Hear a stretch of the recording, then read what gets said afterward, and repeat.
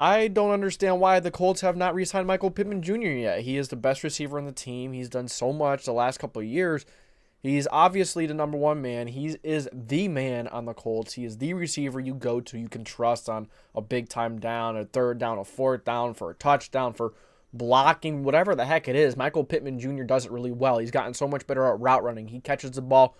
Very good catcher of the football. Very, very short-handed. And he's very good at contested catches. He can go up and moss someone. He can route someone up.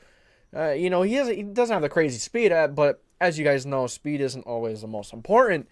He's got really good hands. He's big, and there's a lot to love about Pittman. And another thing about Pittman is he's not a drama queen. Like, he doesn't cause issues. He's not getting mad when he's not getting the ball. He's not going crazy when this or that doesn't happen. He puts his head down. He works, and he gets better, and he gets better. And he has done that every single year he was in the NFL. So what are the Colts waiting for? Why don't they re-sign him ASAP? Why hasn't he been re-signed already? I thought he was going to be re-signed like in the middle of the season if he had a couple really good games. He's looking like a good receiver, and he's the receiver that we all knew he was. I think he should have been re-signed right in the middle of the season, but I think the Colts are going to let him scan the market first, and I don't think that's a good idea. So I don't see Michael Pittman leaving Indianapolis because he bought a farm, and I mean, I guess he bought all this land and that kind of stuff because he in one of his recent videos, like a month ago though, but I think that kind of shows that he has plans to stay. I don't think he would have bought in land, a house, but you really never know. If he gets paid $23 million, he can just go ahead, buy another house or whatever the heck he gets. His market value is around $23 million. But that brings us to another point. Like, if we don't re-sign him before he hits the market, if we give other teams a chance to talk to him and give other teams a chance just to traverse the land with him and give Pittman the chance to seek out if he can get any more money, well, look, I think Pittman wants to use it as a tool to get more money from the Colts. And Pittman obviously isn't the one to be loud and cause issues. And no, I've never seen that from him. He's always been just put his head down and work hard kind of guy and perform and execute. And that's what he does, bottom line. But I think if you let Pittman talk to other teams, if you let Pittman, test the market, you're going to have teams like Kansas City, like even the Bills. I think any team would like Michael Pittman Jr. So the market's going to be there. The demand is going to be high, and that's going to drive the price up. The more teams you have bidding in there, the more teams that want him, they're going to be offering him money. And then there's going to be, of course, a couple of desperate teams in there, like they're just going to offer him a buttload of money. And then, is he not going to take? Okay, fresh. I think the Colts just need to re-sign him now. Whether they really do plan to re-sign him, they just want him to go and see his market value. If you do that, he gets all these offers, he gets this, he gets that. If he gets offered $25, $26 million to play for the Kansas City Chiefs and Patrick Mahomes, do you think he's not going to go? Why wouldn't he go? But he is loyal. I've noticed that. He's very loyal. He's quiet. He works. And, he does seem like someone that's loyal. And he has said that he wants to stay in Indianapolis. He's going to stay in Indianapolis. But things change fast. Stuff changes fast. But I think the sweet spot to pay him is $23 to $25 million. I think he's absolutely worth it. Look at what he's been through. He's been through a new quarterback every single year, multiple in some years. We had, 5 starting quarterbacks in the last 2 seasons now? And then you had Philip Rivers. I thought he had a really good rookie season with Philip Rivers. Kind of hit a road bump. He was injured that year, had to go to the hospital, and it was like an ER visit. It was crazy painful. I don't remember what it was, like his calf or something filled up with fluid, something like that. I don't remember exactly what the injury was, but that kind of hurt him in his rookie season. And then after that, Carson Wentz after Philip Rivers. He had a really good year with Carson Wentz. I believe it was his first 1,000-yard season. And then, a year after Carson Wentz, it was Matt Ryan. And then you had Sam Ellinger. You had whoever the heck else started that year. Nick Foles started a game or two. And this year was AR for 3 games. And then you had Minshew for the rest of the season. So regardless of all the turmoil, of the coaching changes, of all the drama, Pittman's never been the issue. Pittman has never caused any more issues. And I think that's a big reason why you need to resign him. In times where stuff was tough. It was tough, man. It was a dark time for this franchise. And Michael Pittman never complained. Never said a word about it. He just put his head down. He's quiet and he worked hard. And I don't think you could ask for anything more. And on top of that, he's an awesome receiver. Whether it's a 50-50 ball, whether, you want him to just get open or, having sure hands. He got better at route running. He's gotten better at so many different things. He blocks so well. And that's going to be big if Anthony Richardson ends up blooming into the quarterback that we all hope he's going to be. I'm not sure if he's going to, but, if, I don't know, I just don't know. I just don't understand why the Colts are waiting. I don't. I think they should re-sign him now for 23 or 25. If they don't, the price could be increased to 27, 28, 29 just because of the market. Just because that teams are going to offer him good money because he's a good receiver. With what he did, with what he had, was very impressive. So the Colts need to jump on this. They need to retain him ASAP. I'm not questioning his loyalty. But if another team is going to offer you $5-6 million per year, and, he's got a family himself, he's got 2 kids, a wife and all that stuff, tell me he's not going to take more to go play with Patrick Mahomes, which could raise his stock even more and then get him paid more in the future. But or Josh Allen. And then you also have, in Indianapolis, he has the, the potential of Anthony Richardson to look forward to. But what if Anthony Richardson doesn't turn out? There's still that question mark with AR. There's no question mark with Mahomes or Allen. I don't know. I just think the Colts are risking it. I think they're risking him hitting the market and him going someplace else. It's not worth taking that chance. Because if he hits the market and other teams are talking to him, it's either the price is just going to get higher or he may go somewhere else. I sure hope that's not the case.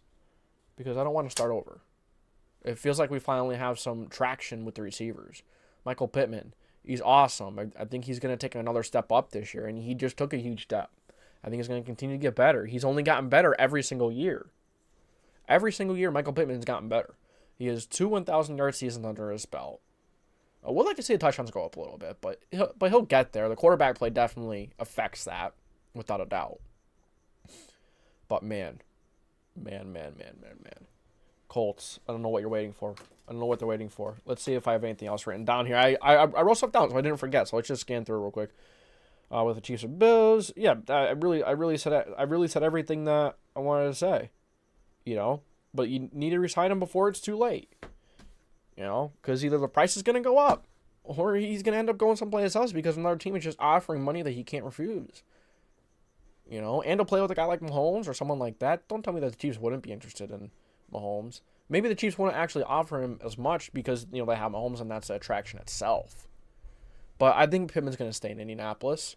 I just hope that the Colts don't take that chance and let him hit the market and have his value rise. Why? It just doesn't make much sense to me. Maybe it's just an out of respect thing from Chris Ballard. He always treats his players with the utmost fairness, with the utmost respect. And that could be part of it here. That could be part of it. But I really don't want to lose the traction that we have in the receiver room. It feels like we finally have a couple of receivers that can make some big plays. Obviously, we have Pittman, and then Josh Downs had a phenomenal rookie year. Alec Pierce is still trying to get some things figured out, but it finally feels like we have some serious traction within the receiving room.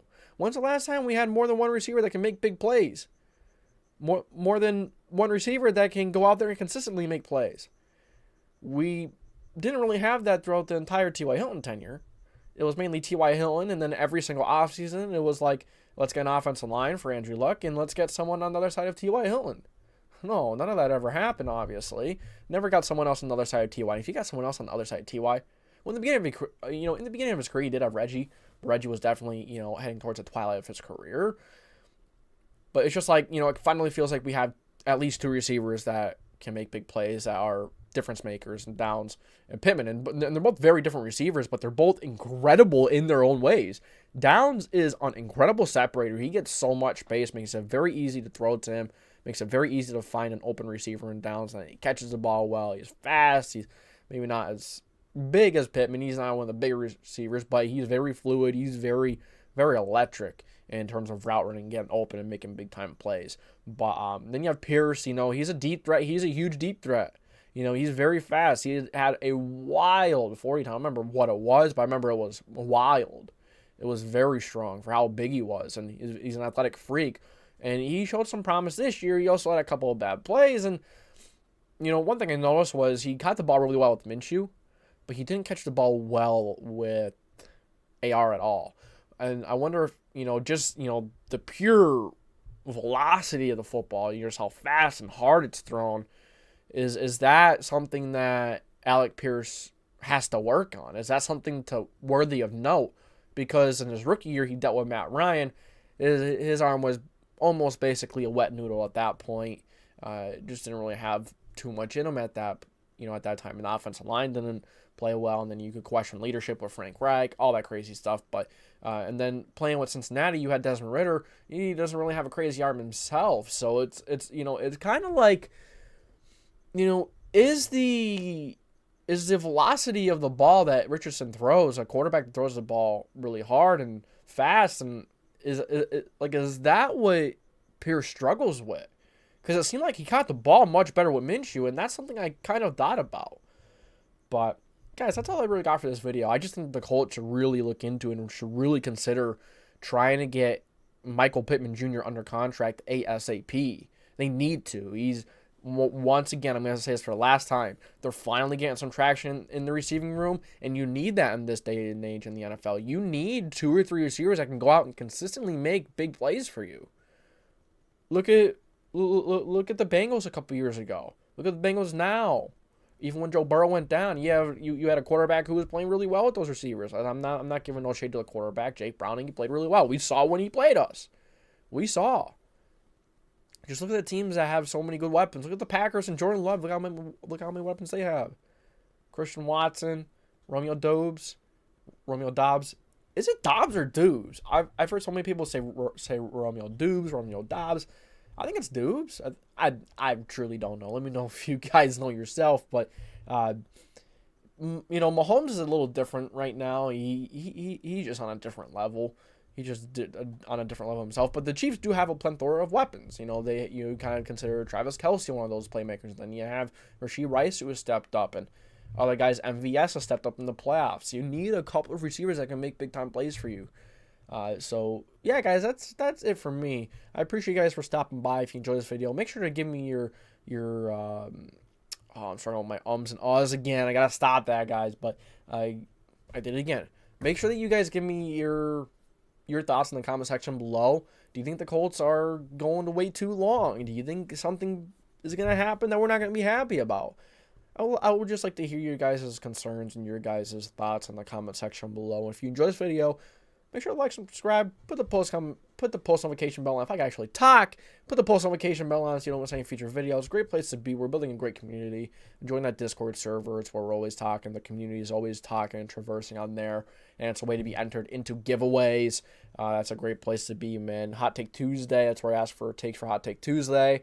At the end of every month, the last Hot Take Tuesday episode of every month, which will be the last Tuesday, I do a giveaway, whether it's like a gift card or something like that. But yeah, guys, that's all I got from me. Thank you for tuning in to the JDW Sports Talk Show, where your fans welcome. I appreciate you guys for stopping by. This is going to be it from the JDW Sports Talk Show. I'll catch you guys next time.